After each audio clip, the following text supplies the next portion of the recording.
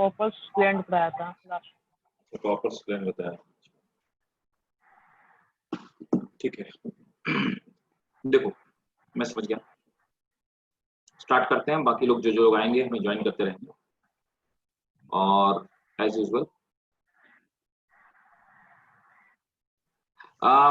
Blastocyst क्या होता है रेहान, अभी हम लोग पढ़ेंगे। हम लोग जब डेवलपमेंट ऑफ ह्यूमन एम्ब्रियो पढ़ेंगे तो उसमें क्या होता है कि ब्लास्टोसिस्ट आउटर कवरिंग होता है जो कि एम्ब्रियोलिकन कवरिंग होता है। तो ब्लास्टुला स्टेज बनती है, गैस्ट्रुला स्टेज बनती है, मोरुला स्टेज बनती है ना। तो ब्लास्टोसील, उसके ब्लास्टोसील का फॉर्मेशन होता है, ठीक है। तो ये आउटर कवरिंग है, डेंस आउटर कवरिंग। देखो ब्लास्टोसिस्ट अलग चीज है ना, और ये जो डेंस आउटर कवरिंग है, हम टेस्टिस के ऊपर ट्यूनिका की जो कवरिंग होती है वो डेंस आउटर कवरिंग होती है। और ब्लास्टोसिस्ट हम लोग पढ़ेंगे एम्ब्रियो डेवलपमेंट में, एम्ब्रियोनिक वाले पार्ट, ठीक है। तो चलो अब आज स्टार्ट करते हैं, है ना।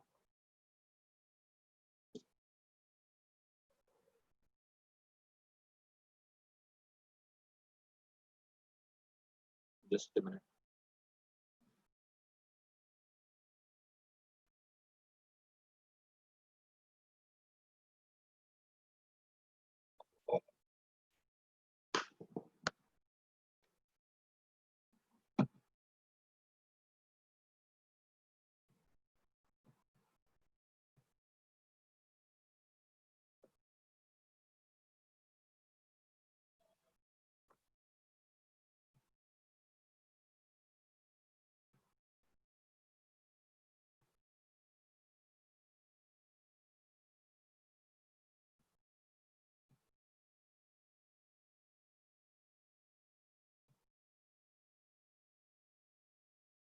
ठीक है,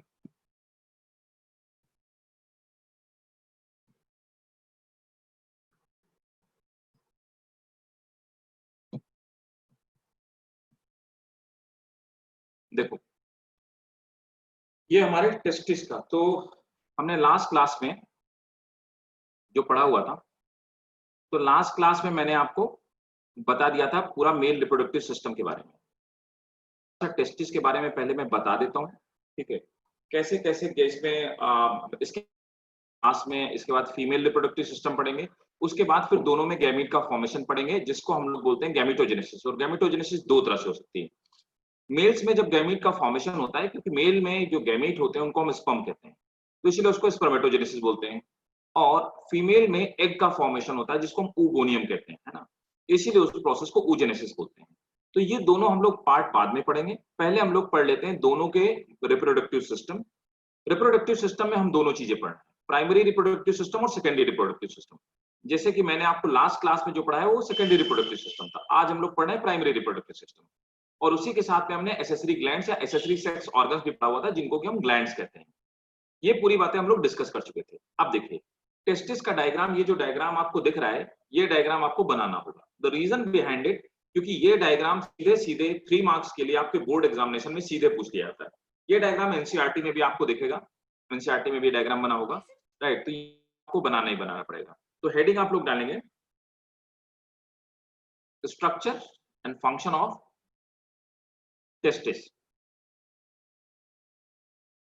structure and function of testis।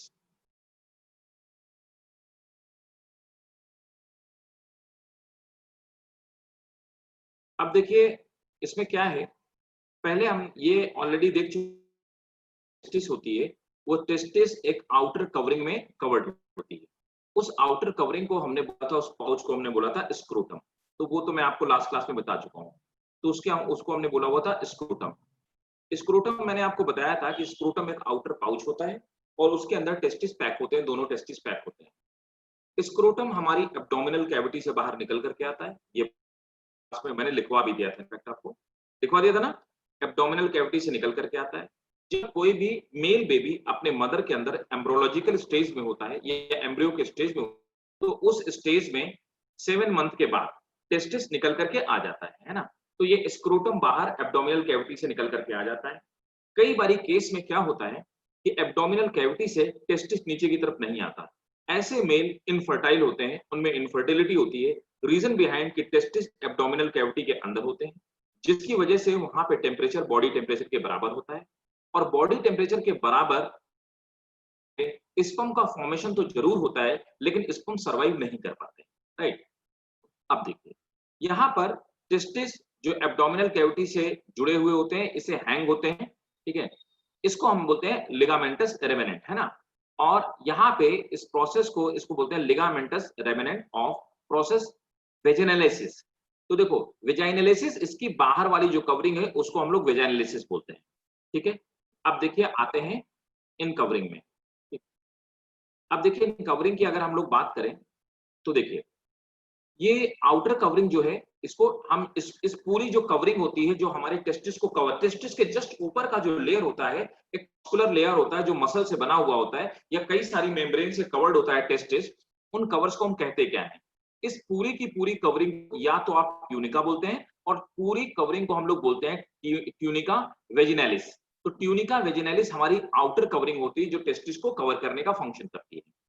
इसमें ट्यूनिका वेजिनालिस में जो सबसे आउटर लेयर है, इसको हमने कहा parietal layer. Parietal layer outer layer होती है, इसके नीचे एक कैविटी होती है, ठीक है, और इसके नीचे एक विसरल लेयर होती है। जो विसरल लेयर होती है, इसमें वैस्कुलर बंडल हाई अमाउंट में पाए जाते हैं, न्यूरॉन्स हाई अमाउंट में पाए जाते हैं, लार्ज क्वांटिटी में न्यूरॉन्स और वैस्कुलर बंडल्स पाए जाते हैं। मतलब न्यूरोलॉजिकली ये भी बहुत सेंसिटिव होता है, ठीक है। अब देखिए इसकी जो मिडिल कवरिंग है ना, ये बीच वाली कवरिंग होती है, ये विसरल लेयर हो गई, और इसके अंदर वाली जो लेयरिंग है, ठीक, इसको हम बोलते हैं ट्यूनिका एल्बुजिनिया, ठीक है। तो ट्यूनिका एल्बुजिनिया ये अंदर वाली कवरिंग होती है। अब देखो यहाँ पर इनके बीच में ये जो आपको दिखाई दे रहे हैं, ये जो कन्वोल्यूटेड ट्यूब्यूल्स हैं, मतलब मुड़ी मुड़ी जो ट्यूब्यूल्स हैं, तो इन कन्वोल्यूटेड, कन्वोल्यूशन का मतलब होता है फोल्डेड, तो ये जो कन्वोल्यूटेड ट्यूब्यूल्स हैं इनको हम सेमिनिफेरस ट्यूब्यूल्स कहते हैं, ठीक है। इन कन्वोल्यूटेड ट्यूब्यूल्स को बोलते हैं सेमिनिफेरस ट्यूब्यूल्स कहते हैं, right. Seminiferous tubules last Sunday class किसी, में, हाँ तो लास्ट संडे वाली क्लास में ये चैप्टर स्टार्ट हुआ है क्या अभी? प्रांजल बेटा लास्ट आपकी पहली क्लास है या फिर आप पहले भी थे ना?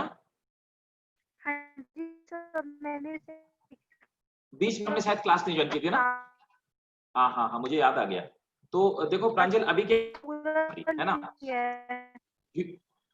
अच्छा आपकी वॉइस क्लियर नहीं आ रही एक्चुअली। ह्यूमन, मैं बता देता हूँ आपको, ह्यूमन रिप्रोडक्टिव सिस्टम हमने स्टार्ट किया हुआ है लास्ट में सिर्फ आधे घंटे हमने पढ़ा हुआ है ना। तो अभी ह्यूमन रिप्रोडक्टिव सिस्टम हमने स्टार्ट किया हुआ है, ठीक है। तो मैं इसमें पढ़ा रहा हूँ मेल रिप्रोडक्टिव सिस्टम, ठीक है। मेल रिप्रोडक्टिव सिस्टम में मैं मेल रिप्रोडक्टिव ऑर्गन बता चुका हूँ कि जिसमें पूरा मेल का रिप्रोडक्टिव जो ऑर्गन होता है उसके बारे में लिखवा चुका हूँ। जो एसेसरी ग्लैंड्स होती हैं, कॉपर्स ग्लैंड्स वगैरह, सेमिनल वेसिकल्स वगैरह, वो सब लिखवा चुका हूँ, ठीक है ना। अब हम लोग टेस्टिस का ट्रांसफर सेक्शन पढ़ रहे हैं, तो मेल रिप्रोडक्टिव सिस्टम ही अभी चल रहा है, ठीक है। ओके, अब देखो क्या है कि यहाँ पर ये जो सेमिनिफेरस ट्यूब्यूल्स हैं, ये फोल्डेड या कन्वोल्यूटेड ट्यूब्यूल्स होती हैं। ये कितनी हो सकती हैं? तो किसी भी एक इस लोब के अंदर, है ना, इस पूरे लोब के अंदर, इस लोब को हम कहते क्या है, पहले तो मैं आपको ये बता दूं, यहाँ पर नाम नहीं दिया गया, मैं आपको बता देता हूँ इस लोब को हम कहते क्या है। देखिए ये जो हमारे लोब्स हैं,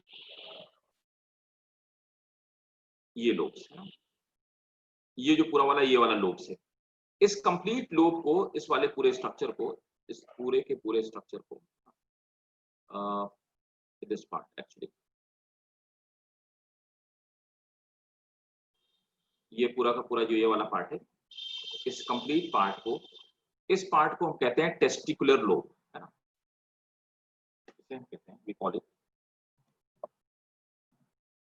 टेस्टिकुलर,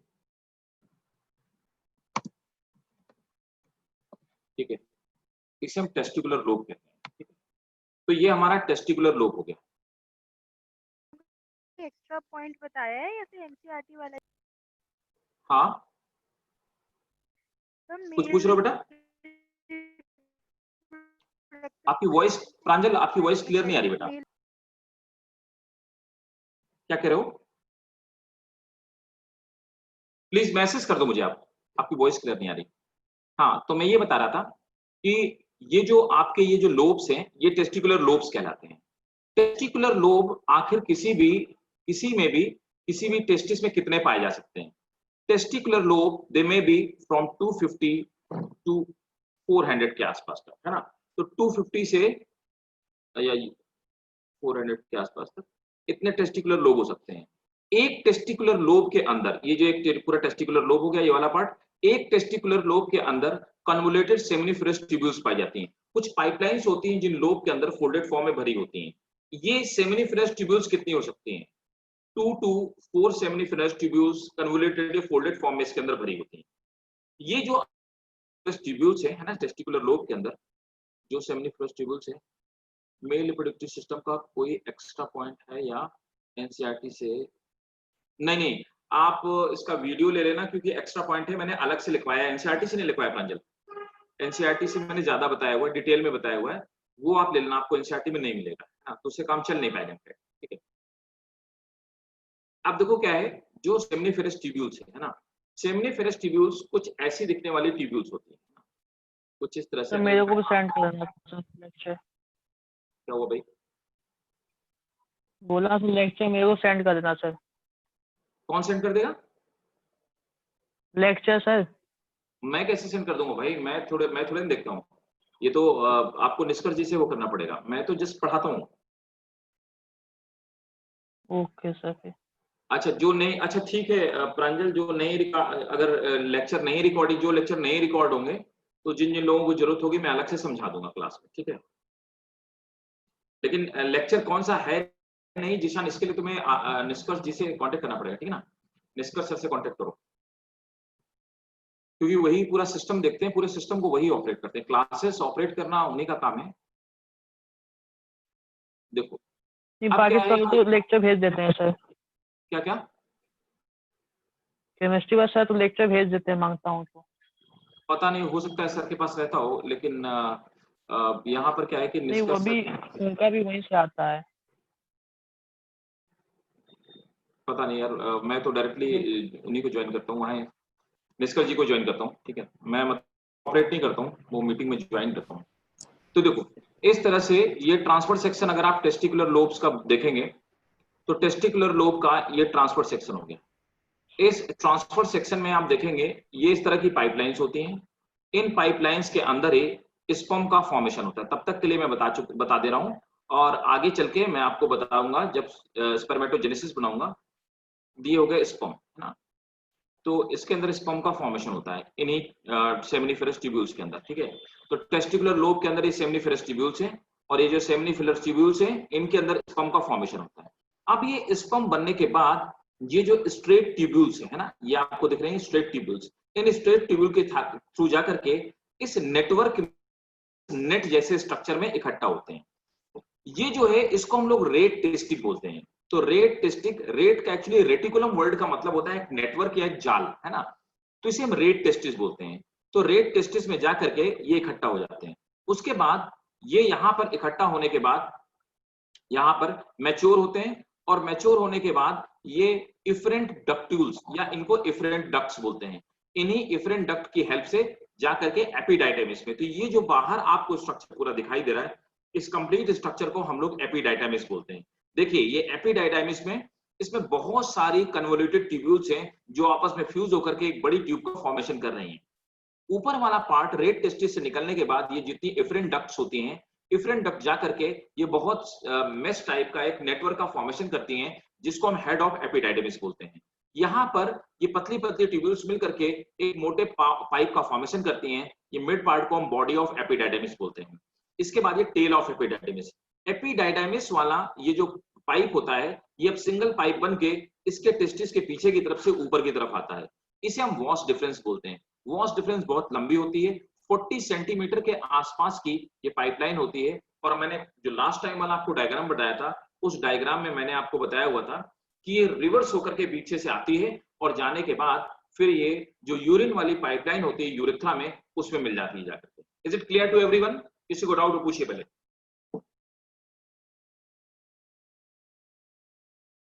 सर इस और ये ट्यूब में सिर्फ सारे ब्लड ही रहते हैं इसमें? क्या क्या? ट्यूब में से सारे सब ब्लड रहते हैं इसमें? मुझे नहीं समझ में आया, थोड़ा तेज बोलो बेटा। बोल रहा हूँ सर ट्यूब जो है हाँ इससे ब्लड रहते हैं सर साइड नहीं, ट्यूब में। नहीं ये तो ट्यूब ओपन, ये तो डिफरेंट ट्यूब है। इनके ट्यूब्स के चारों तरफ यहाँ पे जो आपको खाली खाली जगह दिखाई दे रही है ना, इस ओपन स्पेस में ब्लड वेसल्स फैली हुई होती हैं, इनके अंदर स्पर्म भरे हुए होते हैं। आवाज नहीं आ रही सर आपकी। आवाज नहीं आ रही? आवाज आ रही है भाई? निशान नेटवर्क प्रॉब्लम मुझे लगता है तुम्हारे end अब पे। आ रही है सर। यस इनके अंदर यहाँ पर अभी पाइप्स का, जो पाइप्स होती हैं इनके अंदर सेमिनिफेरस ट्यूब्यूल जो होती हैं, हाँ सेमिनिफेरस ट्यूब्यूल जो होती हैं, इन सेमिनिफेरस ट्यूब्यूल के अंदर ही ये भरे हुए होते हैं, स्पर्म भरे हुए होते हैं, ठीक है। और यही मूव करके यहाँ से स्ट्रेट ट्यूब्यूल से जाकर के यहाँ पहुंचते हैं रेड टेस्टिस में, रेड टेस्टिस से पहुंचते हैं एपिडाइडमिस में, और एपिडाइडमिस से ये यहाँ पर मैच्योर हो जाते हैं और इस पर मोटाइल हो जाते हैं, एक्टिव हो जाते हैं, और उसके बाद ये यहाँ से जाकर के वापस पहुंच जाते हैं। अब बताइए किसी को कोई डाउट पूछिए, किसी को भी कोई डाउट नहीं? डायग्राम बना लिया सबने? सर फिर सर सेमीफेरस ट्यूबुलस क्या करता है सर? सेमीफेरस सर। ये सेमिनिफेरस ट्यूब्यूल्स, फेबुलस ट्यूब। ये यही ट्यूब तो मैंने हाँ, बताया, ये इस तरह की पाइपलाइन है। ये ट्यूब्स जो आपको दिखाई दे रही हैं, ये वाली जो ट्यूब दिख रही है, ये वाली ये ट्यूब्स, ये ट्यूब दिख रही हैं पड़ी हुई, इन्हीं को हमने सेमिनिफेरस ट्यूब्यूल्स बोला। इसी सेमिनिफेरस ट्यूब्यूल्स को जो हम कट करते हैं, ट्रांसफर सेक्शन उसका कट करते हैं, तो ये हमें, और इन्हीं की इनर वॉल में स्पर्म का फॉर्मेशन होता है सेमिनिफेरस ट्यूब्यूल्स की। Okay sir.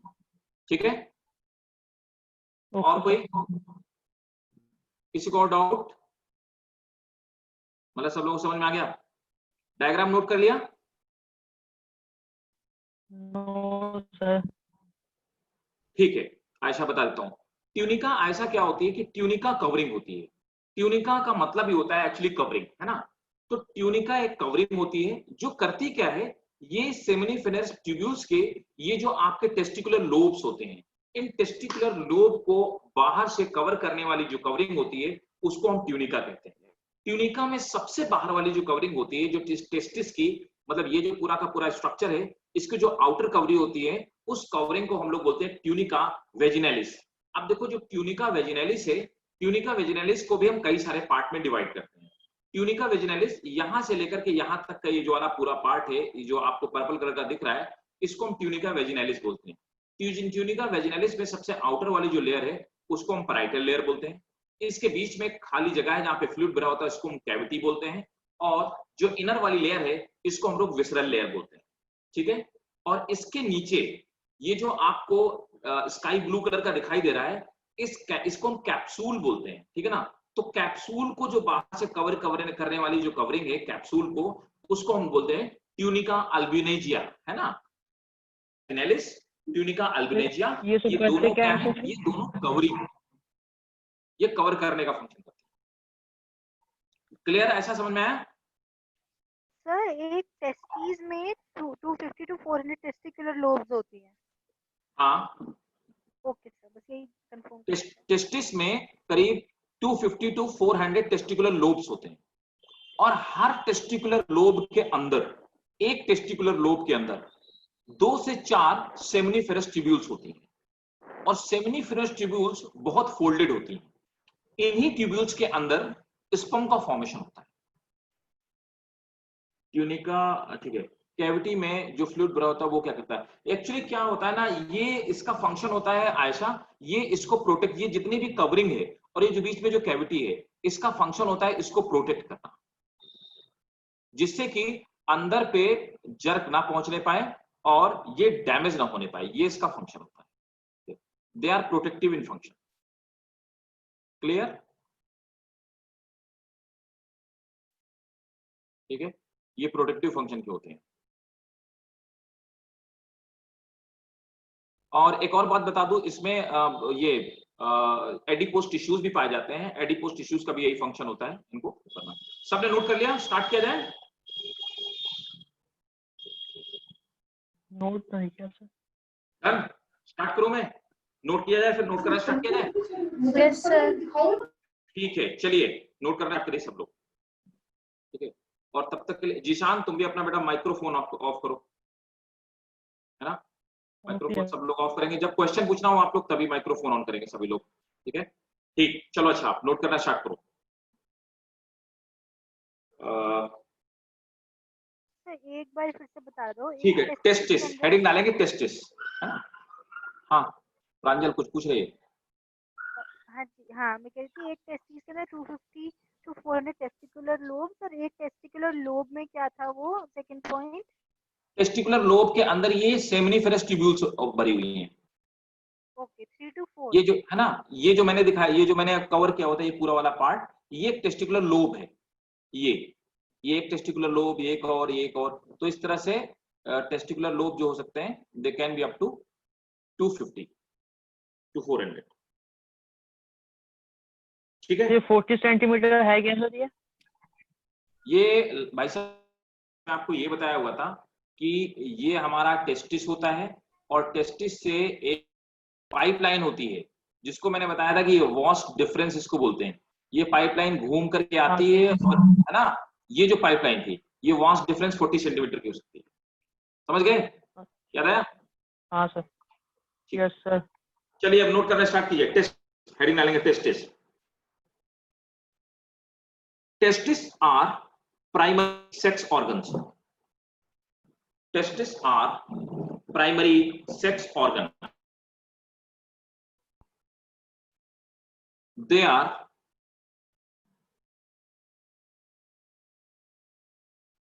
4 to 5 centimeter long. They are 4 to 5 centimeter long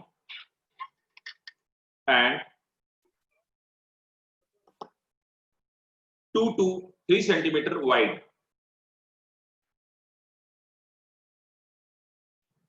Two 2 to 3 centimeter wide.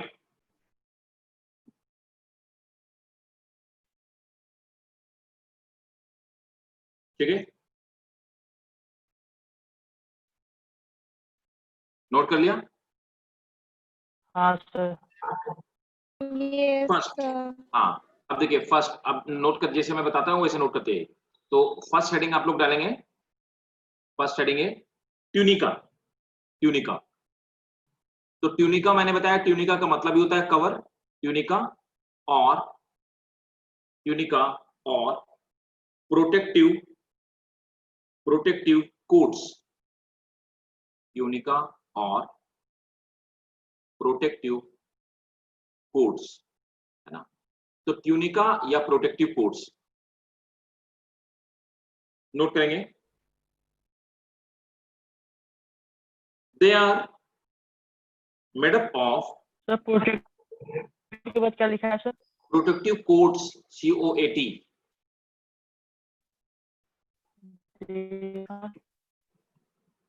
Protective they are coats, COATS quotes.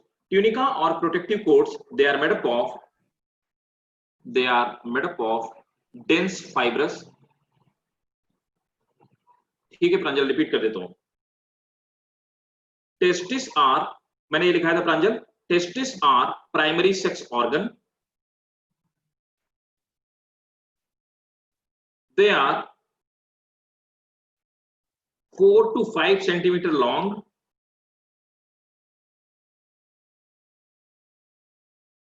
and 2 to 3 centimeter wide.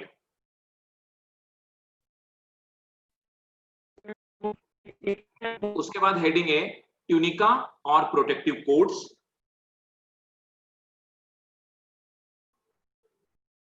They are made up of dense fibrous tissue. They are made up of dense fibrous tissue.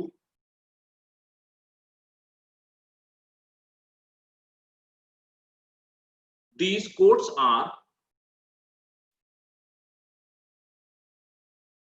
outer tunica vaginalis. These coats are outer, this one, tunica vaginalis, and inner tunica and inner tunica albuginea and inner tunica albuginea.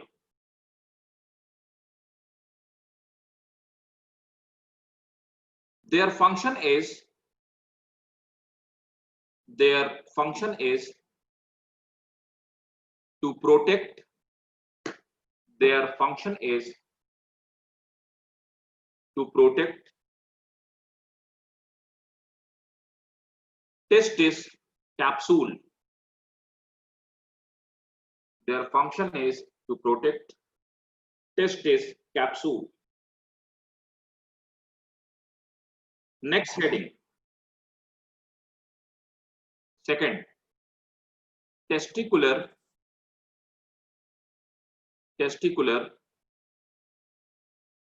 lobule. अब मैं बात कर रहा हूं testicular lobule की, मतलब इस वाले पार्ट की, ये टेस्टिकुलर लोब्यूल की। तो नेक्स्ट है testicular lobule.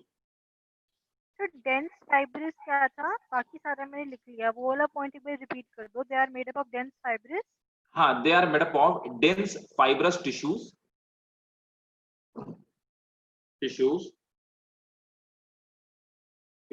and their function is protection. ठीक है। सेकंड है testicular lobule.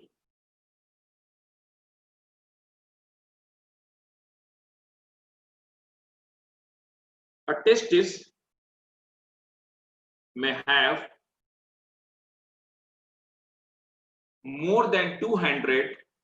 A testis may have more than 200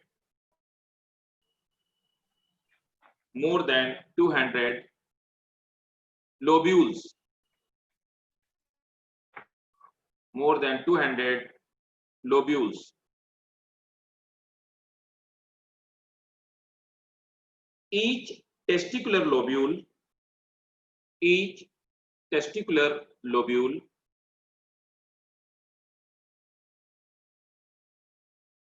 contain 1 to 4 highly convoluted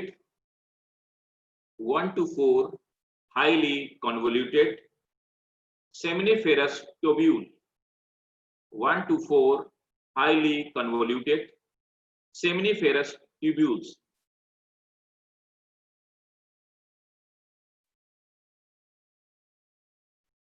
ठीक है। नेक्स्ट पॉइंट इसी में लिखेंगे टेस्टिकुलर लोब्यूल्स में। Blood vessels and nerves, blood vessels Yes. and nerves, blood vessels and nerves are also found in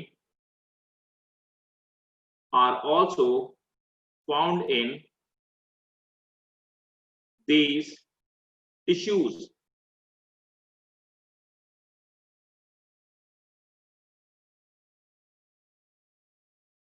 Third, next point. The end point of these tubule,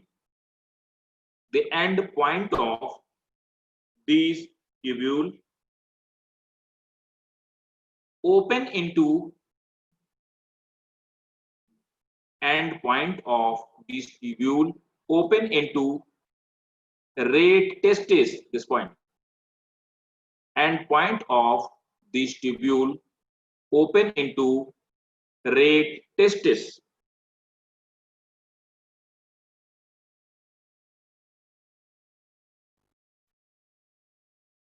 third point लिखेंगे, third सब heading है seminiferous tubules.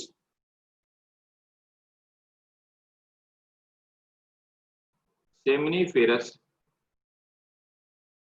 Tubule. तो मैंने आपको बताया कि seminiferous tubules इस तरह से बनी हुई होती हैं, नोट करेंगे। Seminiferous tubules are made up of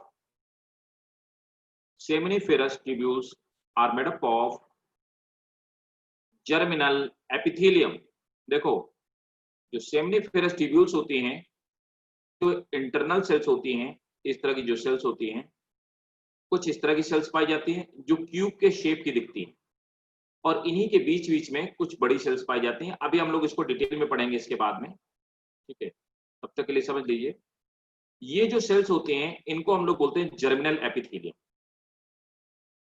कहीं पर भी जर्मिनल एपिथेलियम जो सेल होती है, जर्मिनल एपिथेलियम, जर्मिनल एपिथेलियम जो सेल्स होती हैं, इन्हीं सेल से गैमीट्स का फॉर्मेशन होता है किसी भी एनिमल के अंदर, और इनको हम लोग नर्व सेल या सर्टोली सेल बोलते हैं। ये न्यूट्रिशन प्रोवाइड करने का फंक्शन करते हैं, ठीक है। तो नोट करेंगे, each seminiferous tubules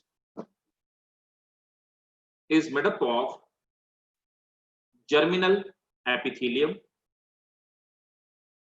germinal epithelium. They are cuboidal in shape. They are cuboidal in shape.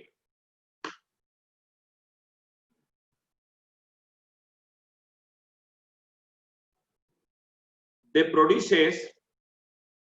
produces spermatogonium.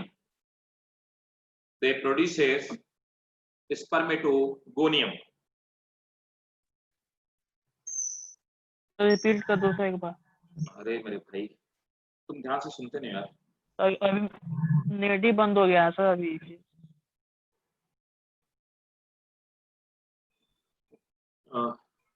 Note करेंगे, seminiferous tubules are made up of germinal epithelium, germinal epithelium.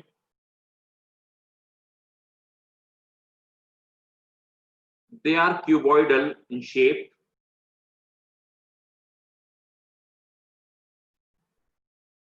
They produces spermatogonium. Yes, sir.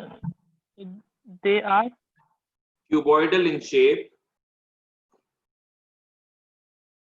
They produces spermatogonium. अब देखो बीच बीच में ये जो larger sales, हाँ, दे producers के बाद sir, produce के बाद स्पर्मेटोगोनियम।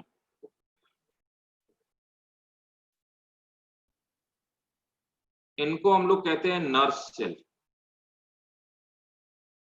या they are called nerve cell, या इन्हीं को सर्टोली सेल। इसके फंक्शन बहुत पूछे जाते हैं 2 मार्कर में, नर्व सेल या सर्टोली सेल। नर्व सेल्स के फंक्शन पूछे जाते हैं, सर्टोली सेल के फंक्शन पूछे जाते हैं। जैसे कि प्लांट में आपका उसके जो हम लोगों ने पढ़ा हुआ था टैपिटम के फंक्शन पूछे जाते हैं, तो जैसे प्लांट में टैपिटम फंक्शन करती है उसी तरह का फंक्शन यहाँ पे नर्व सेल या सर्टोली सेल बोलती है। तो नोट करेंगे, a few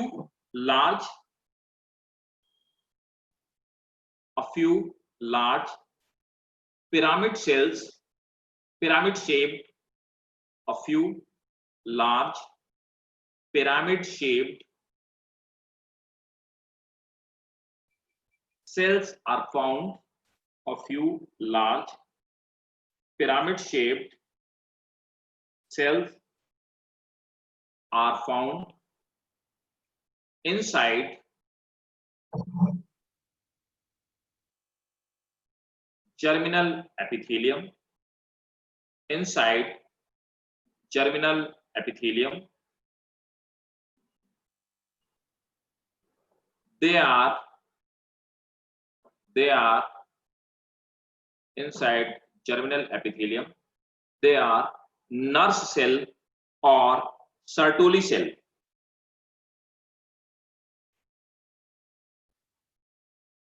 नर्व सेल्स और सर्टोली सेल लिखा हुआ है।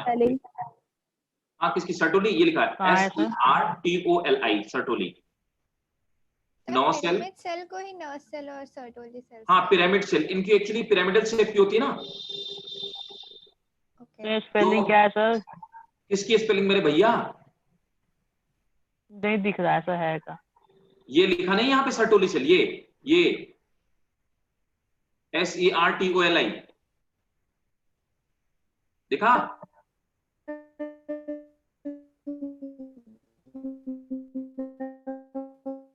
आयशा कुछ पूछ रही हो क्या?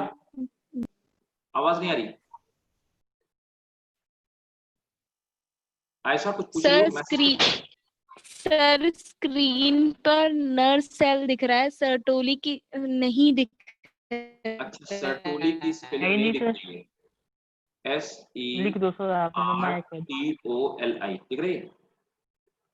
तो ये क्यूबॉइडल भी नहीं दिख रही होगी? सर आपको क्यूबॉइडल दिख रही है ये? नो सर, मार्क कर दो आप कहाँ पे। अच्छा, ये वाला पार्ट में तुम लोगों को दिख नहीं रहा है। ओके, डन, नोट कर लिया? Cuboidal shape. ठीक है, नोट करेंगे नेक्स्ट पॉइंट। Yes sir. ठीक है, नेक्स्ट पॉइंट नोट कीजिए। एपिथेलियल लेयर के अंदर सेल्स कैसे आ गई? वो तो अच्छा, एक लेयर होगी एपिथेलियल ना ना सेल के। देखो देखो, चलो मैं ये डायग्राम अच्छा हटा दूं सबके लिए, ये डायग्राम हटा दूं सामने से, चलेगा ना? ये डायग्राम हटा दूं, सबने नोट कर लिया है? Yes sir. ठीक है, मैं डायग्राम हटा रहा हूं। हाँ सर, कर लेंगे। Yes sir. वेट, देखो अभी मैं आपको ये बता रहा हूं, इसीलिए मैं डायग्राम बना देता हूं, दैट साउंड्स बेटर। लुक, मैंने आपको ये बताया कि ये आपका एक टेस्टिस हो गया, ये टेस्टिस हो गया। टेस्टिस के अंदर कई सारे लोब्स मौजूद थे। टेस्टिस के अंदर इस तरह से टेस्टिकुलर लोब्स मौजूद है ना? ये इस तरह के टेस्टिकुलर लोब है। इस एक पार्ट को मैंने बोला टेस्टिकुलर लोब। इन टेस्टिकुलर लोब के अंदर कुछ पाइप्स पड़े हुए हैं, है ना?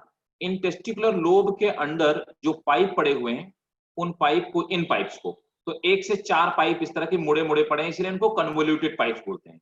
ये कन्वोल्यूटेड जो पाइप है, इस पाइप को थोड़ा सा मैं एनलार्ज करके देखता हूं, ये ऐसा पाइप। इस पाइप को, अब ये पाइप क्या है? इसी को मैंने बोला कि हमारी सेमनीफेरस ट्यूब्यूल है। समझना बात को, सेमनीफेरस ट्यूब्यूल। मैं इसका भी आपको डिटेल स्ट्रक्चर बताऊंगा। सेमनीफेरस ट्यूब्यूल, सेमनीफेरस ट्यूब्यूल को हम लोग काट के देखते हैं, जिसको आप बोलते हो ट्रांसवर्स सेक्शन। तो आप इसका ट्रांसवर्स सेक्शन देखते हैं। जब सेमनीफेरस ट्यूब्यूल्स का हम ट्रांसवर्स सेक्शन देखते हैं, अब देखो ऐसा समझना बात को जो आप पूछ रहे थे। अब यहाँ पर क्या है? ये सेल से बनी होगी, तो एपिथेलियल सेल कहाँ पाए जाएंगे? ये एपिथेलियल सेल की लाइनिंग हो गई, ठीक है? तो इस तरह से क्यूब शेप एपिथेलियल सेल है ना? ये जो क्यूब के शेप के एपिथेलियल सेल हैं, इनको हमने बोला जर्मिनल एपिथेलियल, या इन्हीं को बोला, इसको बोलेंगे जर्मिनल एपिथेलियम। जर्मिनल एपिथेलियम इसलिए बोलेंगे क्योंकि जर्म सेल हैं, इन्हीं से जर्म सेल्स का फॉर्मेशन होगा। जर्म सेल्स क्या होती हैं? स्पर्म्स होती हैं। तो इन्हीं से जर्म सेल्स का फॉर्मेशन होगा, जर्मिनल सेल्स बनेंगी, इसीलिए इसको हमने जर्मिनल एपिथेलियम। एक्चुअल में हमने 11th में पढ़ा हुआ था एनिमल टिश्यूज में कि एपिथेलियल लेयर्स का काम होता है कवरिंग करना, ठीक है? एपिथेलियल लेयर में जो क्यूब शेप होती हैं, उनको हम बोलते हैं क्यूबॉइडल एपिथेलियम। तो एक्चुअली है ये क्या? Cuboidal epithelium. लेकिन ये क्यूबॉइडल एपिथेलियम क्यों बोलते हैं? क्योंकि शेल क्यूब के शेप की है, और इन्हीं क्यूबॉइडल एपिथेलियम को हम क्या बोलते हैं? जर्मिनल एपिथेलियम बोलते हैं। इसकी जो आउटर कवरिंग है, अब ऊपर की कवरिंग की बात करते हैं, ठीक है ना? ये भी एपिथेलियल से बनी होगी। ये किससे बनी होगी? ये बनी होगी शीट से बनी होगी। तो शीट एपिथेलियल सेल जो हमने 11th में पढ़ी होंगी, ये भी कोई भी कवरिंग एपिथेलियल सेल की बनी होती है। So this will be made up of sheet. Internal cell को हमने जर्मिनल एपिथेलियम बोला। Is it clear? ऐसा समझ में आया? ठीक है, अब देखो यही जो जर्मिनल एपिथेलियल सेल हैं, इन्हीं जर्मिनल एपिथेलियल सेल में क्या होगा? मियोसिस होगा। मियोसिस होने के बाद इस तरह से प्राइमरी स्पर्मेटोसाइट बनेंगे, फिर प्राइमरी स्पर्मेटोसाइट में फिर डिवीजन होगा, सेकेंडरी स्पर्मेटोसाइट बनेंगे, और फिर स्पर्म या स्पर्मेटोजोआ का फॉर्मेशन। इस तरह से इन ट्यूब के अंदर, यहां पे देखो, यहां पे स्पर्म का फॉर्मेशन इसी तरह से होगा। Is it?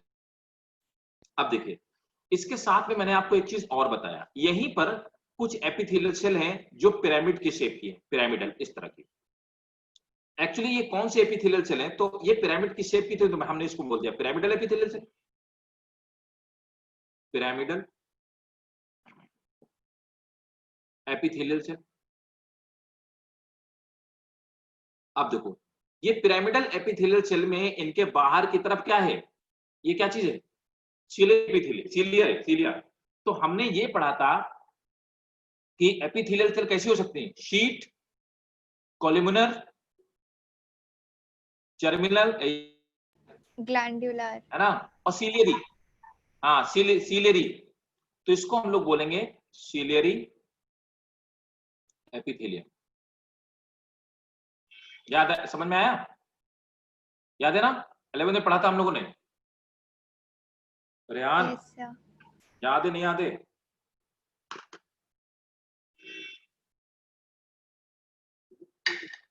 नोट कर लिया? एक पॉइंट और नोट करो इसी में,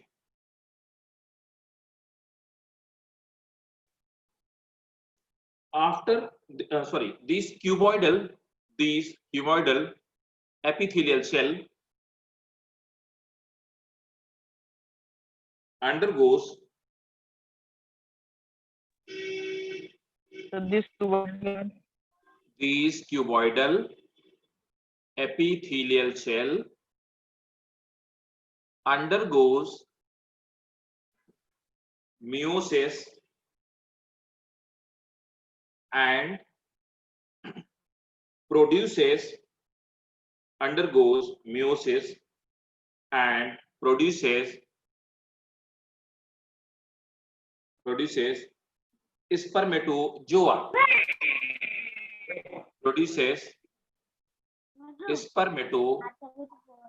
spermatozoa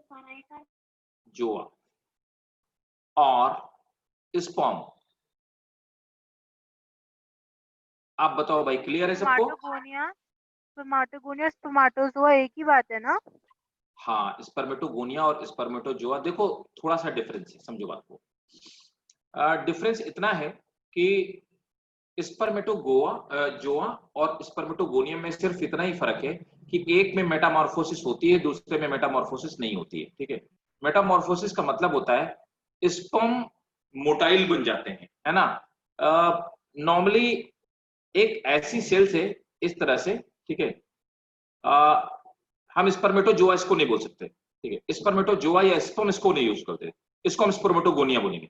स्पर्मेटोगोनिया डिवाइड करती है, डिवाइड करने के बाद में मेटामॉर्फोसिस होती है। मेटामॉर्फोसिस का मतलब आपने पढ़ा होगा कि किसी भी चीज को मॉर्फोलॉजिकल या उसके फिजिकल फॉर्म का चेंज होता है।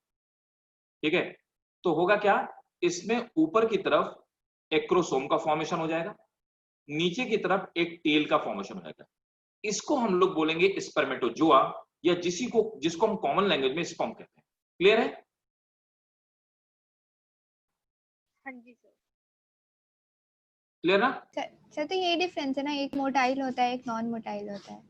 हाँ कह सकते हैं, और भी चेंजेस होते हैं। अच्छा एक्चुअली यहाँ पर ये जो एक्रोसोम का फॉर्मेशन हुआ है ना, ये गोल्गी कॉम्प्लेक्स से हुआ है ना। तो गोल्गी कॉम्प्लेक्स सीक्रेट नहीं, सीक्रेशन स्टेशन है ना, और नीचे यहाँ पे माइटोकॉन्ड्रिया होती है, माइटोकॉन्ड्रिया नीचे है, तो काफी सारे चेंजेस आते हैं इसमें। ठीक है, क्लियर? आपने ना पिछले पॉइंट में लिखा है कि जर्मिनल एपिथेलियम क्यूबॉइडल होता है, वो स्पर्मेटोगोनिया बनाता है।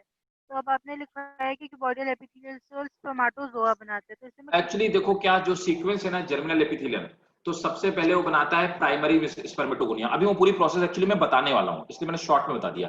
पहले वो बनाएगा प्राइमरी स्पर्मेटोगोनिया, उसके बाद सेकेंडरी स्पर्मेटोगोनियम बनाएगा, उसके बाद क्या है, स्पर्मेटोजोआ का फॉर्मेशन होगा, ठीक है, स्पर्म का फॉर्मेशन होगा। तो ये सीक्वेंस है। तो तीनों के तीनों बनाता जर्मिनल एपिथेलियम ही है। हाँ ये बनेगा ये सब जर्मिनल एपिथेलियम से। देखो जर्मिनल एपिथेलियम है ना, ये जर्मिनल एपिथेलियम है।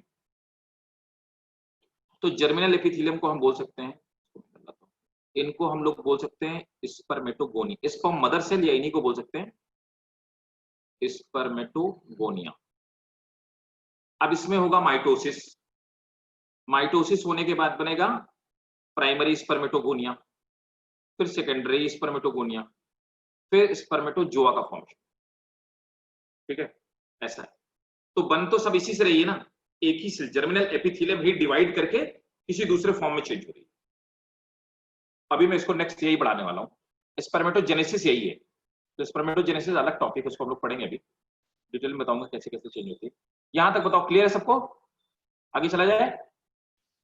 हाँ जी सर। ठीक है, next the most potential diagram जो पूछा गया और पूछा जाता है, तो मैं आपको बता दूं, आपको ट्रांसवर्स सेक्शन, जो इसका ट्रांसवर्स सेक्शन है, सर्टोली सेल का फंक्शन, टेस्टिस का ट्रांसवर्स सेक्शन, ये दोनों क्वेश्चन 3 मार्कर और 2 मार्कर क्वेश्चन है जो बोर्ड के लिए बहुत इंपॉर्टेंट है। मैं आपको बोर्ड और नीट दोनों ही साथ साथ बताता हूं।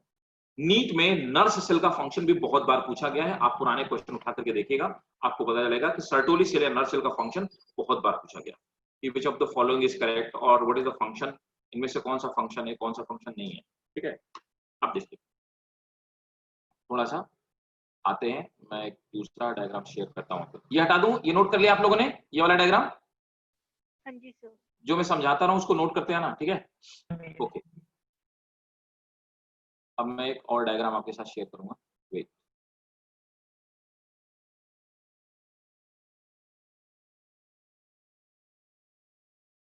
दिखा क्या डायग्राम? नहीं दिखा? नहीं सर। अब दिखेगा, अभी दिखा? हाँ जी। ये क्या है? क्रॉस सेक्शन ऑफ टेस्टिस, मतलब रेदर देन आप इसको cross section of testis note करेंगे, डायग्राम में नोट कर लो, क्रॉस सेक्शन ऑफ टेस्टिस और सेमिनिफेरस ट्यूब्यूल्स। ये एक सेमिनिफेरस ट्यूब्यूल, हाँ तो थोड़ा टेस्टिस जूम है ये कर भी। दीजिए इसे।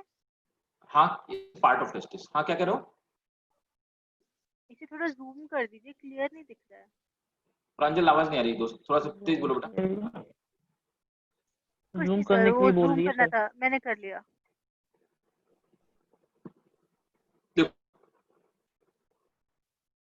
ये वाला जो पार्ट है, ये it's a part of testis, है ना। ये एक क्या है, दिस वन जिसको मैंने इनसर्किल किया हुआ है, दिस इज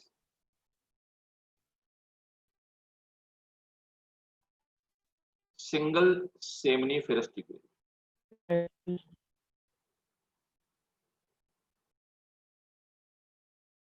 ये एक सेमिनिफेरस ट्यूब्यूल्स है। मैंने थोड़ी देर पहले आपको बताया कि ये जो लॉन्ग लॉन्ग सेल हैं, ये सर्टोली सेल हैं। ऊपर की जो लेयर है, देखिए, देखते आइएगा, ठीक है, ऊपर की जो लेयर है ये क्यूबॉइडल एपिथेलियम से बनी हुई है, बहुत ध्यान से समझते हैं ना। क्या हुआ, ये जो सेल्स हैं, ठीक है, ये वाली जो सेल्स हैं, थोड़ा और बड़ा करता हूं, रुको, अगर हो सकेगा तो इसको और एनलार्ज करता हूं।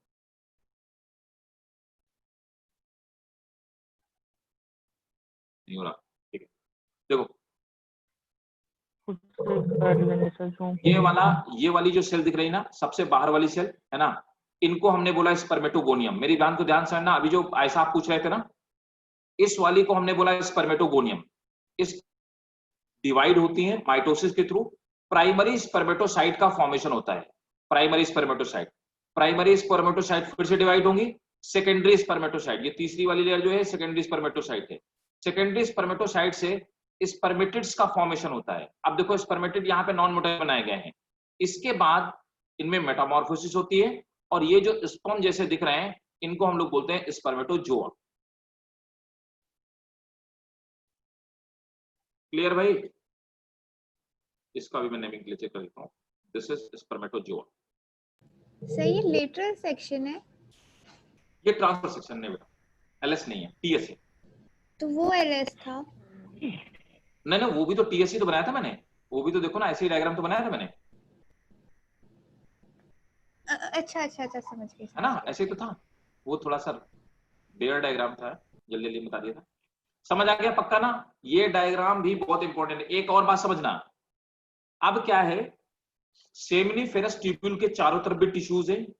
इनमें सेमिनिफेरस ट्यूब्यूल के चारों तरफ जो टिश्यूज है वो बनी हुई है लेडिंग सेल से। ये वाला डायग्राम ये बना हुआ ना, लेडिंग सेल, तो ये बनी हुई है जाकर के लेडिंग सेल से। ये लेडिंग सेल, ये जो लेडिंग सेल है, ये लेडिंग सेल का फंक्शन क्या होता है, ये भी सिक्रीशन का काम करती हैं। ये हार्मोन्स को सिक्रीट करने का काम करती है। मैं सबका फंक्शन अभी लिखवा दूंगा। ये सिक्रीशन का फंक्शन करती हैं। साथ में यहीं पर बहुत सारे ब्लड ले आने वाली जो ब्लड वेसल्स हैं वो पाई जाती है। और न्यूरॉन्स।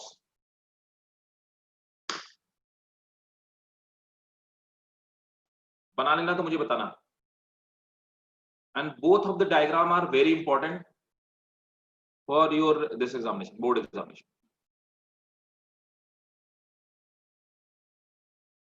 बोर्ड के लिए मैं आपको जैसा बताता जाता हूं, जैसे जैसे बताते जाता हूं, वैसे वैसे आप करते जाना। मार्क्स अच्छे नहीं आए तो मुझे बताना।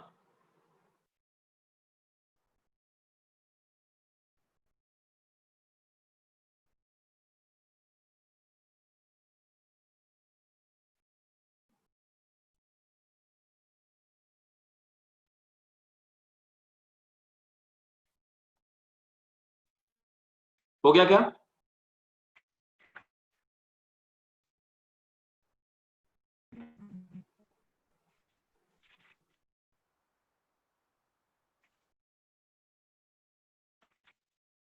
अच्छा, कौन सा हार्मोन अभी लिखवा देता हूँ। हार्मोन टेस्टोस्टेरोन हार्मोन से सीक्रेट होता है। टेस्टोस्टेरोन और ये क्या बोलते हैं, एंड्रोजन से सीक्रेट होता है लेडिंग सेल से।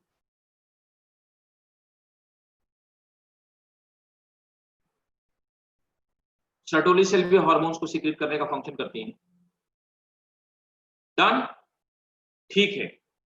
तो सबने बना लिया? सर एक चलिए नोट करिए। सर 1 मिनट बस, बना रही हूँ डायग्राम। ठीक है। बाकी सब चीजें तो देखो मैं बता चुका हूं। अब यहां पर मैं आपको जो बताने वाला हूं वो सर्टोली या लेडिंग सेल का फंक्शन। आप देखेंगे सर्टोली सेल का फंक्शन बोर्ड में कई बार पूछा था। सर्टोली सेल और लेडिंग सेल दोनों से क्वेश्चंस पूछे गए हैं आपके नीट एग्जामिनेशन में फ्रीक्वेंटली।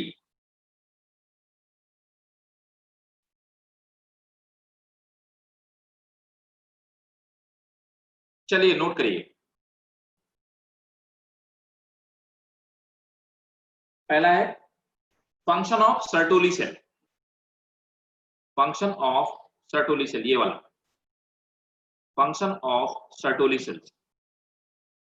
सर्टोली सेल आपकी ये वाली सेल्स हैं, ये जो लॉन्ग शेप पिरामिड शेप की आपकी दिखने वाली ये वाली सेल सर्टोली सेल। तो नोट करेंगे, they provide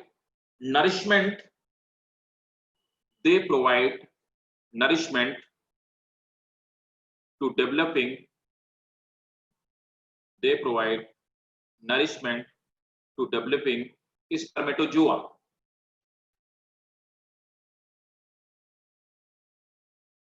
Next point, they secrete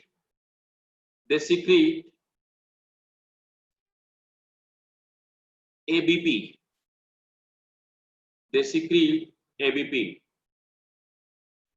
ठीक है, रिपीट कर देता हूं।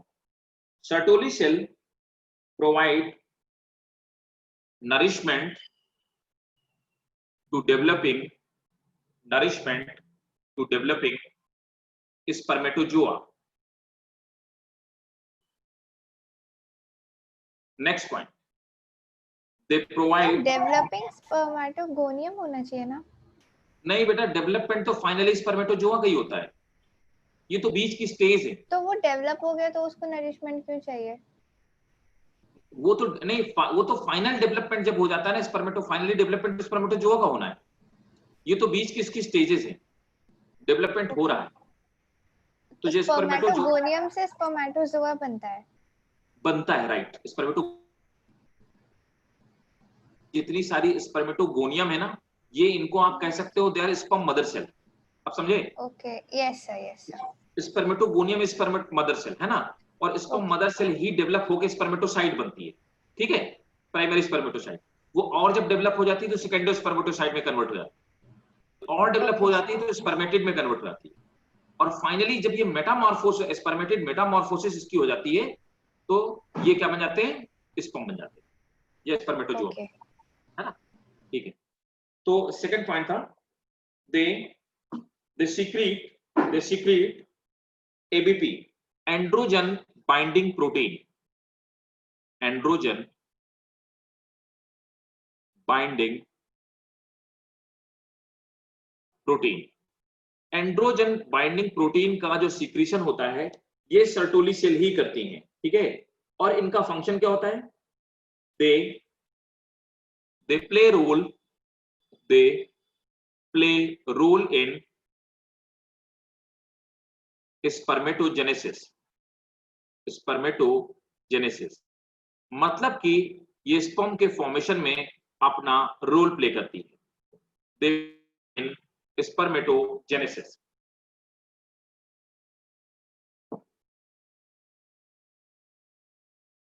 Next point, Sertoli cell also secrete, underline करेंगे, पहला अंडरलाइन करेंगे, Sertoli cell also secrete inhibin protein. Sertoli cell also secrete inhibin protein, which suppress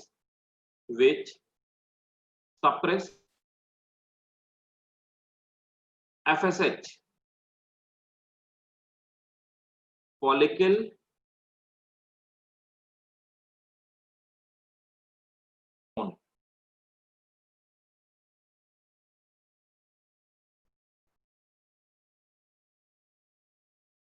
which suppress follicle stimulating hormone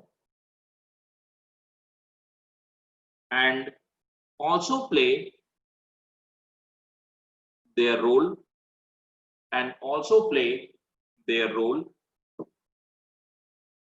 in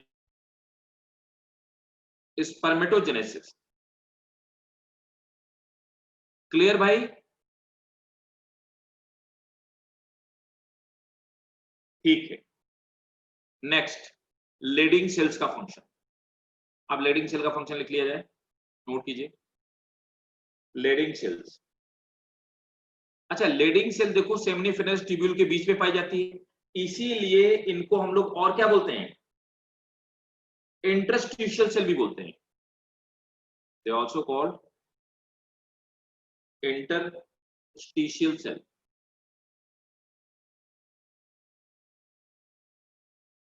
They also called interstitial cell. Interstitial cell मतलब जो बीच में पाई जाने वाली sales होती हैं। तो नोट करेंगे,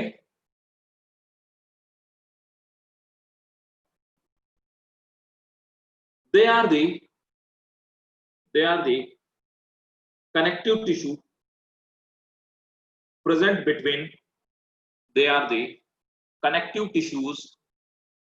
between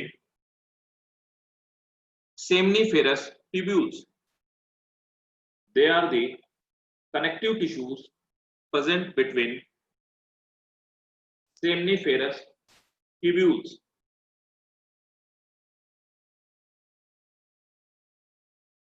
Next point, they secrete androgen. Which is male sex hormone.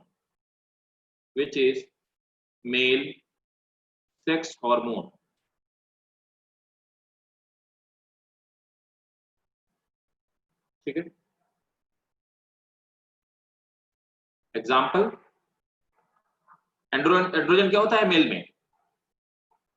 Testosterone, है ना, टेस्टोस्टेरोन। Example testosterone.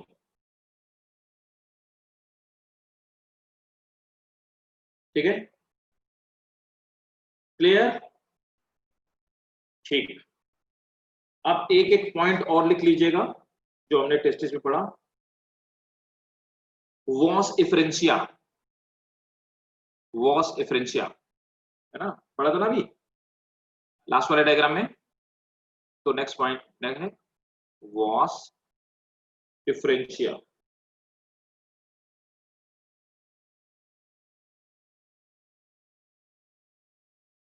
तो वॉस डिफरेंशिया वो जाकर के जो रेड टेस्टिस से बाहर निकलता था ना, नोट करेंगे वॉस डिफरेंशिया में they are 15 to 20 fine convoluted tubule. They are 15 to 20 fine convoluted tubule.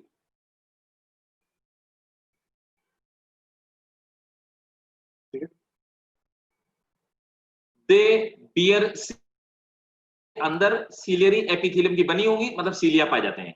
They bear cilia. They bear cilia and they bear cilia and add sperm, add sperm transport.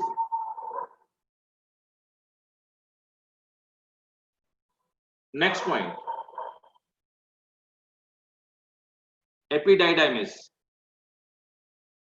Epididymis. Sorry.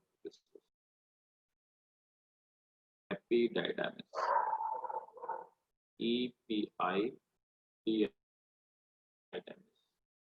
Epididymis.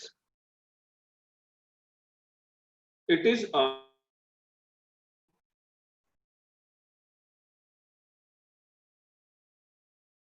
Underline करेंगे. Next जो मैं line बोलने वाला हूं, the head of. Sir repeat कर दीजिए starting से. Epididymis में, ठीक है. It is a long tubule, full stop. The head of epididymis. In the head of epididymis, sperm undergo. In the head of epididymis, sperm undergo physiological maturation. Physiological maturation.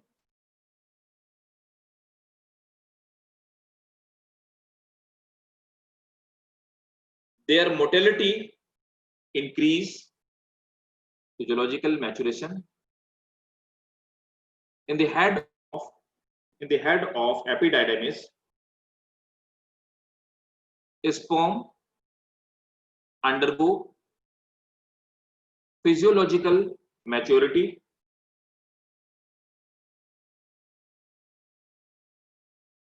Their motility increases and they get fertilizing capacity.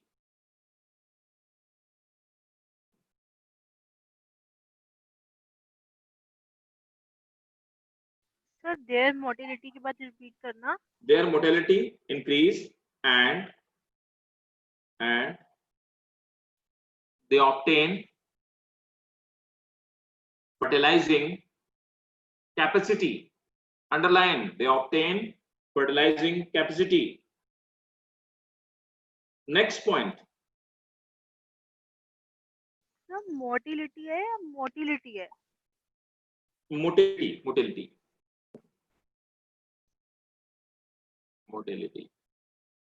नहीं, motility, motile वाला. Okay okay.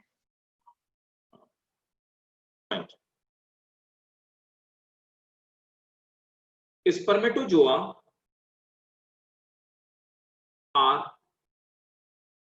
Produced.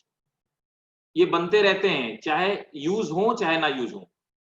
Spermatozoa are produced whether ejaculation takes place or not. Spermatozoa are produced whether ejaculation takes place or not. Next point फिर से underline करेंगे. ये जितने मैं underline बोल रहा हूं, they are the actually NEET questions, है ना. The spermatozoa, next point है, the spermatozoa not ejaculated, the spermatozoa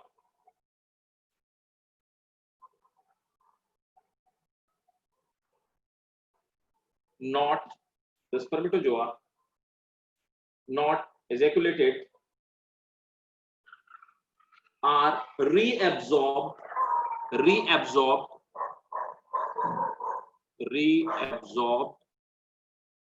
in vas deferens.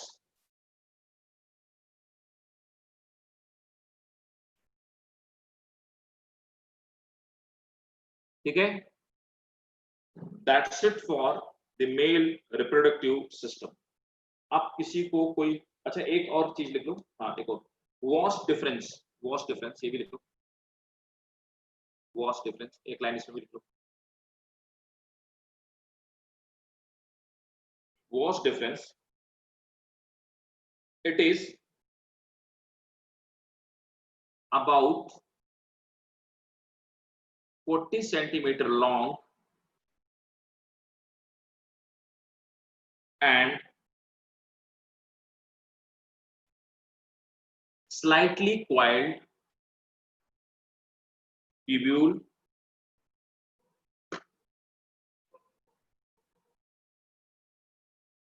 full stop. It temporary store spermatozoa.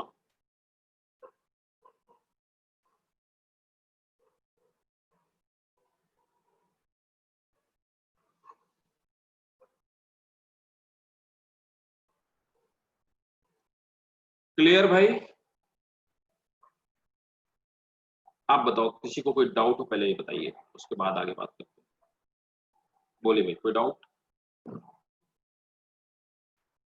Sir वास डिफरेंशिया और वास डिफरेंस, ये वास डिफरेंशिया कहाँ है? एक ही वास डिफरेंस, वो एक ही चीज वास. अच्छा इफरेंशिया की बोलते हैं, इफरेंशिया की बात करता हूँ. वो इफरेंशिया जो होती है ना, तो सिंपल है. देखो हमने जब पढ़ा था अभी थोड़ी देर पहले, ये हमारा टेस्टिकुलर लोब हो गया है ना, इस करके निकल करके ये रेड टेस्टिस बनाते हैं, ये रेड, और ये रेड टेस्टिस से यहीं से ये छोटी छोटी 15 से, अभी हमने पढ़ा ना 15 से 20 पाइप्स होती हैं, 15 to 20 पाइप्स होती हैं, है ना. यही वास इफरेंशिया है. देखो इफरेंट वर्ड का मतलब होता है जाना, पास आउट होना. ठीक है, इफरेंस वर्ड का मतलब होता है. तो इससे स्पर्म निकलते हैं, इसलिए जस्ट हमने इसको वास इफरेंशिया एक टर्म दे दिया. Actually they are the part of this rete testis का पार्ट है, एक्सटेंशन है उसका. ठीक है, और यही जो होते हैं ना वास इफरेंशिया, यही बहुत सारी मिलकर के एपिडाइडमिस का हेड का फॉर्मेशन कर देते हैं. तो इफरेंट डेप्टाइल्स भी वही है? हाँ, ओके. इफरेंट वर्ड का मतलब ही होता है पास आउट होना किसी चीज का.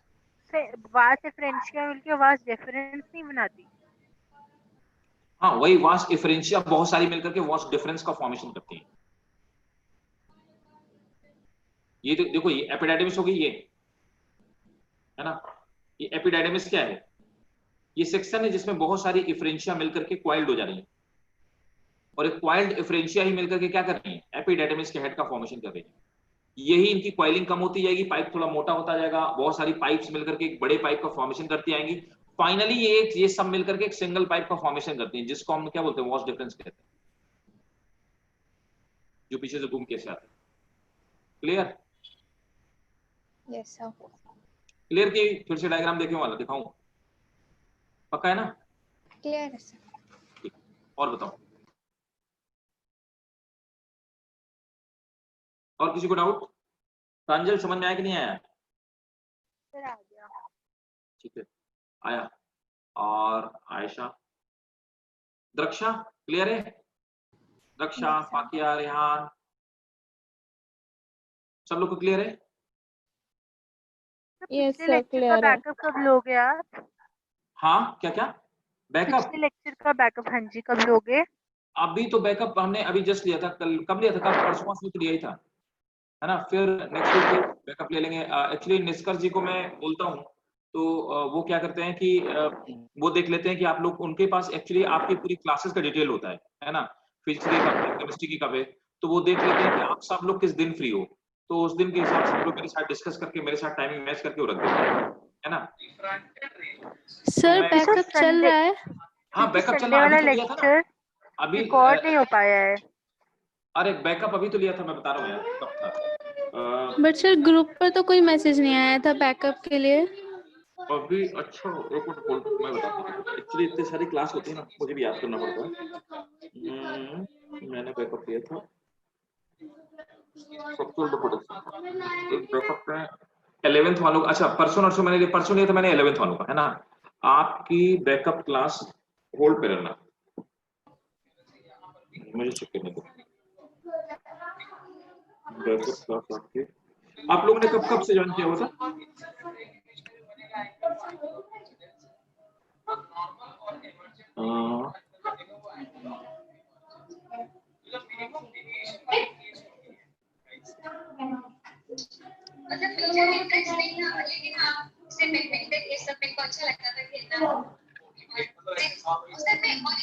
देखो अभी सुनो अभी 12th वालों का बैकअप जो है ना, 12th वालों का क्लास अभी एक ली थी ना, इस कब ये ली थी? 2 दिन पहले तो ली थी यार एक बैकअप क्लास, है ना? नेक्स्ट बैकअप क्लास आपकी अरेंज होगी, 11th वालों का फिक्स हो गया, आपकी भी अरेंज कर देंगे, अरेंज करके मैं बता दूंगा। सर आपने कहा था कि सैटरडे को आप बैकअप क्लास लेंगे, बट हुई नहीं थी बिकॉज कोई मैसेज नहीं आया था। देन संडे क्लास हुई, फिर उसके बाद अब हमारी वेडनेसडे क्लास हुई। आज वेडनेसडे क्लास हुई है ना? और अभी देखो बताता हूँ, आपने सैटरडे को कहा था बैकअप के लिए, बट उस दिन हुई नहीं थी। सैटरडे को बैकअप की, हाँ उस दिन नहीं हुई थी, ठीक है। और फ्राइडे सैटरडे शायद आप लोगों की और क्लासेस थी ना, इसलिए नहीं लिया। सैटरडे आपकी किसकी होती है? फिजिक्स केमिस्ट्री की होती है कुछ बच्चों की। सर मॉर्निंग में होती है, मैंने कहा था कि आप इवनिंग में ले लेना क्लास। अच्छा संडे का क्या सीन है आप लोगों का? संडे का तो संडे भी मॉर्निंग में होती है 2 क्लासेस।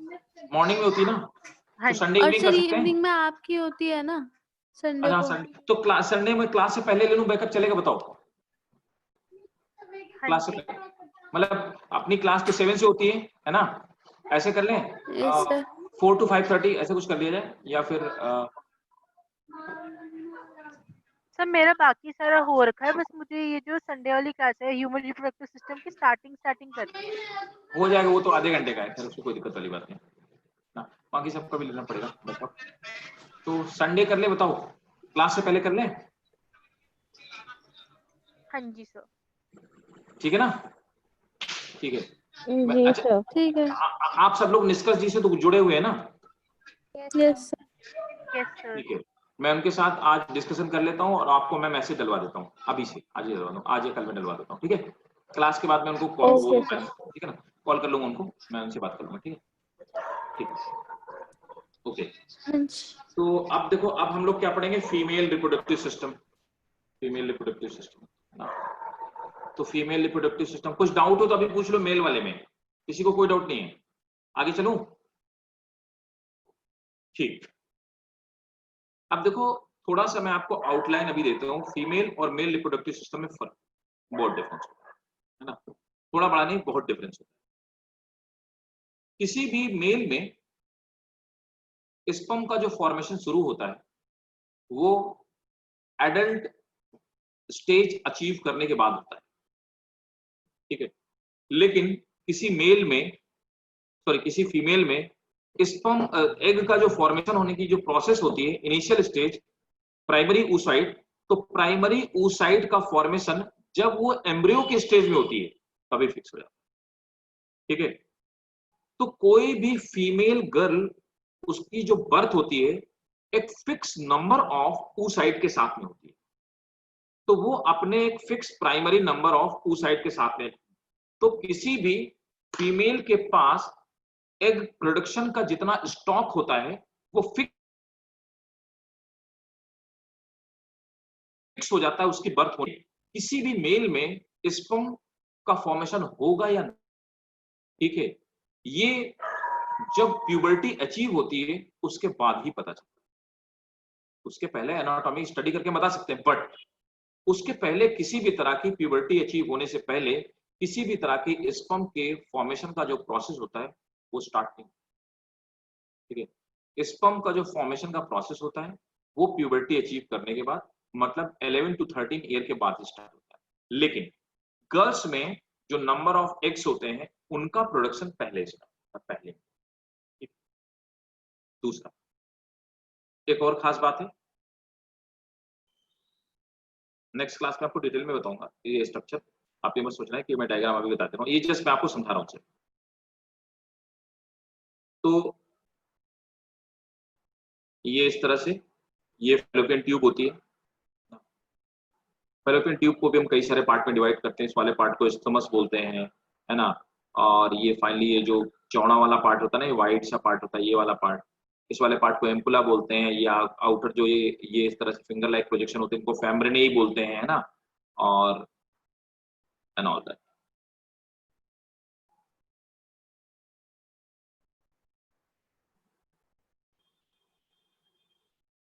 ठीक है, और ये यहाँ पर अब देखो एक और खास बात, कुछ चीजों के बारे में हमें अभी तक नहीं पता। एक ओवरी कनेक्टेड होती है और दूसरी ओवरी इधर इंटरकनेक्टेड होती है, और साथ में ये ओवरी जो होती है इधर से भी ये यूट्रस की जो वॉल्स होती हैं इनमें अटैच्ड होती है। ठीक है, ओवरी में एग का जो फॉर्मेशन होता है, तो यहाँ पर ओवरी के अंदर यहाँ पे एग डेवलप होता है, छोटा होता है, फिर और बड़ा होता है, फॉलिकल बनती है, फिर एग यहाँ पे फॉलिकल रप्चर हो जाती है, एग का फॉर्मेशन, एग यहाँ से ट्रेवल करना स्टार्ट करता है। एग में तो मेरी बात को ध्यान समझना और मुझे इसका आंसर चाहिए, बताओ। एग में तो किसी भी तरह का फ्लैजिला या किसी भी तरह की मोटाइल बॉडी नहीं पाई जाती। फिर आखिर ये एग यहां से यहां कैसे ट्रेवल कर जाता है, कहां से? इस ओवरी से, ये तो आपकी ओवरी है, इस ओवरी से निकल करके ये फैलोपियन जो ट्यूब है, ये फैलोपियन ट्यूब के अंदर जाता है, किसी भी तरह की मोटाइल बॉडी नहीं। हाउ डज इट ट्रेवल, कौन बताए? फैलोपियन ट्यूब में सिलियरी मसल्स होते हैं। हाँ, क्या बोले आशा? फैलोपियन ट्यूब में सिलियरी सेल्स होते हैं जो उसे मूवमेंट कराते हैं। लेकिन बेटा एक बात बताओ, सिलियरी सेल तो फैलोपियन ट्यूब में होते हैं ना, यहाँ पे कहाँ? इधर, यहाँ, ये हाँ। यहाँ पे, यहाँ होते हैं। लेकिन एग तो यहाँ से वहां जंप कर रहा है, वो यहाँ से निकल करके और यहाँ तक कैसे पहुंच गया? उसमें कोई फ्लूइड होती है? हाँ, बहुत मैंने देखो बहुत बेसिक क्वेश्चन पूछा है। हाँ, ओवरी रप्चर हो जाती है। हाँ ठीक है, वो ओवरी नहीं रप्चर होती, ओवरी के अंदर फॉलिकल्स होती हैं, छोटे छोटे कवरिंग होती हैं, वो रप्चर होती हैं। तो जैसे सर, जैसे वो था फॉर्मेशन ऑफ पोलन ट्यूब, वैसे करके है ये भी कुछ? फ्लूइड के थ्रू नैनो। देखो मैंने बोला ना कि देखो नीट में क्वेश्चन कहीं बाहर से नहीं आते, आपको सिर्फ कॉन्सेप्चुअल क्लैरिटी इसी लेवल की चाहिए। हर लेवल पे हमें कॉन्सेप्चुअल क्लैरिटी पूरी, इसलिए मैं बोलता हूँ ना, जहां पे आपको कहीं भी दिक्कत हो, कीप ऑन आस्किंग। ठीक है, कीप ऑन आस्किंग। आप अगर आपका डाउट नहीं क्लियर होगा, I will keep on you telling you, है ना। आप obviously you all are mature one, और आप सबके डाउट जेन्युइन होते हैं, इसलिए मुझे बताने में भी किसी तरह की कोई दिक्कत नहीं। आपको कितना बेसिक चीज है, इसलिए क्लियर करते चलो, है ना, बात के लिए कुछ मत छोड़ो, it will help you out. देखो यहां से निकल करके ये जो है ना, ये फिंगर लाइक प्रोजेक्शन है, इनको हम लोग फेम्ब्रेनी बोलते हैं। ये इस तरह से मूव करती रहती है। ये ओवरी हो गई, ओवरी के ऊपर इस तरह से, जैसे ये ओवरी हो गई, इसके ऊपर इस तरह से मूव करती रहती है, जिससे एक सक्शन प्रेशर क्रिएट करती है, वैक्यूम जैसा सक्शन प्रेशर क्रिएट करती है। उस सक्शन प्रेशर से ये फैलोपियन ट्यूब एग को सक कर लेती है ओवरी से। ठीक है, तो सक्शन प्रेशर के थ्रू मूव, वरना एग मूव नहीं हो सकता। एग एक तो साइज में बड़ा होता है, दूसरा उसमें किसी भी तरह की मोटिलिटी नहीं पाई जाती। ये जब फैलोपियन ट्यूब उसको सक कर, फेम्ब्रेनी सक करती है, सक करने के बाद ये उस सकिंग फोर्स से एम्पुला तक पहुंच जाता है। उसके बाद अब सीलिया का रोल आता है, फिर सीलिया उसको मूवमेंट करके सिंक्रोनाइज मूवमेंट के थ्रू रोल आउट करता है। ये रोल आता है स्थुमस में आकर के, तो स्थुमस में रोल आउट होना स्टार्ट होता है। समझ गए? ठीक है, क्लियर सबको? हाँ जी सर। ठीक है, तो वाइंड अप करते हैं, और नेक्स्ट क्लास में हम लोग पढ़ेंगे फीमेल रिप्रोडक्टिव सिस्टम। तो फीमेल रिप्रोडक्टिव सिस्टम में ये फीमेल का पूरा रिप्रोडक्टिव सिस्टम, इसमें भी एंडोमेट्रियम, मायोमेट्रियम, है ना, मेसोमेट्रियम, एंडोमेट्रियम, मायोमेट्रियम, इन तीनों लेयर का फॉर्मेशन। ठीक है ना, इससे क्वेश्चन आता है। दूसरा क्वेश्चन आता है oogenesis से, है ना। यहाँ पर ओवरी के अंदर कई बार क्वेश्चन ये पूछ जाता है कि what is the function of corpus luteum. Corpus luteum का फंक्शन क्या होता है, ये सब बोर्ड के क्वेश्चन, ये मैं बोर्ड के बता रहा हूँ। कार्पस ल्यूटियम का फंक्शन क्या होता है, है ना। ग्रेफियन फॉलिकल का फंक्शन क्या होता है, या what is the Graafian follicle, what is the mature follicle. Ovary का डायग्राम, ड्रॉ द वेल लेवल diagram of ovary with developing Graafian follicle, ठीक है, या ओवेरियन फॉलिकल्स, है ना। ऐसा डायग्राम भी पूछा जाता है। फिर उसके बाद हम लोग पढ़ेंगे oosiness। क्लियर है। तो होप अभी तक जो हमने पढ़ा वो सबको क्लियर हो गया, ठीक है। बैकअप क्लास का आपको मैसेज आ जाएगा, वो निष्कर्ष जी आप लोग उठा दें, ठीक है। तो मिलते हैं नेक्स्ट क्लास में, ठीक। चलिए ठीक है, बाय बाय, टेक केयर, मिलते हैं नेक्स्ट क्लास में। Good night to all of you.